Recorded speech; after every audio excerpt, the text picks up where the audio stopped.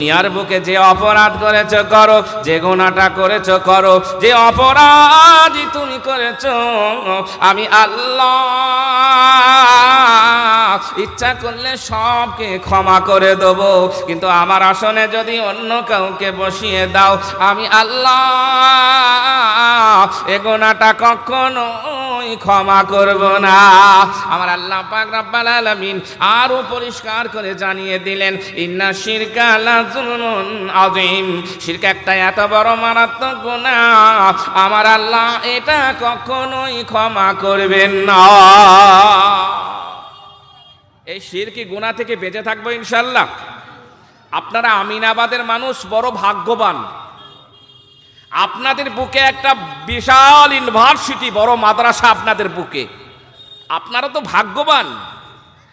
যেখানে গিয়ে নিজেদের প্রয়োজনীয় মশলা মশাইল আপনি জানতে পারবেন, যেখানে গিয়ে নিজের প্রয়োজনটাকে মেটাতে পারবেন, নিজের সন্তানটাকে আখিরাতের সম্পদ বানাতে পারবেন, সেরকম একটা কারখানা আপনাদের বুকে, আপনাদের বুকের মাঝে।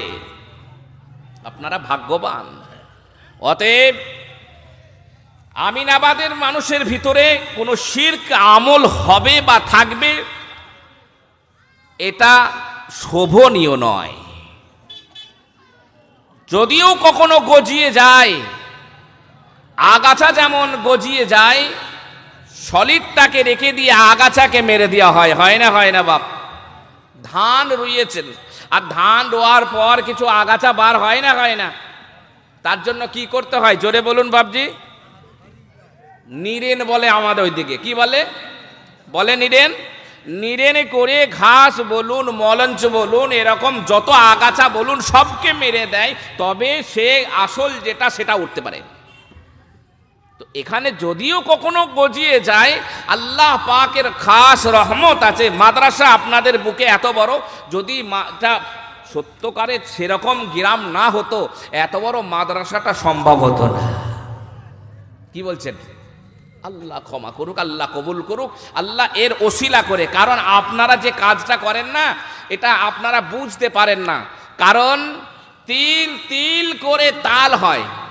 মাদ্রাসার খাতিরে আপনার দিল চাক আর না চাক, ওলামায়ে কেরাম এসেছেন, মাদ্রাসার শিক্ষক মণ্ডলী এসেছেন, কমিটিবৃন্দ এসেছেন, আপনার দরবারে জলসা, কখনো মাদ্রাসার প্রয়োজন, কখনো বিল্ডিং, কখনো মসজিদ, এই নানা ইস্যু করে আপনার কাছে অল্প অল্প করে যেটা নিয়ে যায়, আপনি যেটা দিয়ে দেন এটা আপনার সদকায়ে জারিয়া। কি হবে জোরে বলুন? এটা সদকায়ে জারিয়া। কখনো ভাববেন না যেটা আমার অপচয় হয়ে গেল, এটা আমার নষ্ট হয়ে গেল, বরং এটা আপনার জমা থেকে গেল। যে ব্যক্তি এইরকম ভাবে এই সম্পদ দিয়ে ওই মাদ্রাসাটাকে টিকিয়ে রেখেছে, মাদ্রাসাকে মসজিদকে টিকিয়ে রেখেছে, ওই মাদ্রাসায় যত বাচ্চা পড়াশোনা করবে তারা কোরআনের হাফিজ হবে, আলিমে দ্বীন হবে, তারা বড় বড় আপনার মুফাসসির হবে, তারা বিভিন্ন মাদ্রাসায় খেদমত করবে। ও খেদমত করে যত নেকি পাবে আপনাদের সকলের আমল নামায় জমা হবে। হবে না? হবে না? জোরে বলুন। তার আমল নামা থেকে কেটে নয়, তার আমল থেকে কেটে নয়, আল্লাহর অফুরন্ত ভান্ডার থেকে আপনাদের আমল নামায় জমা হবে। অতএব আপনার তো ভাগ্যবান, না চাইতেই পেয়ে যাবেন।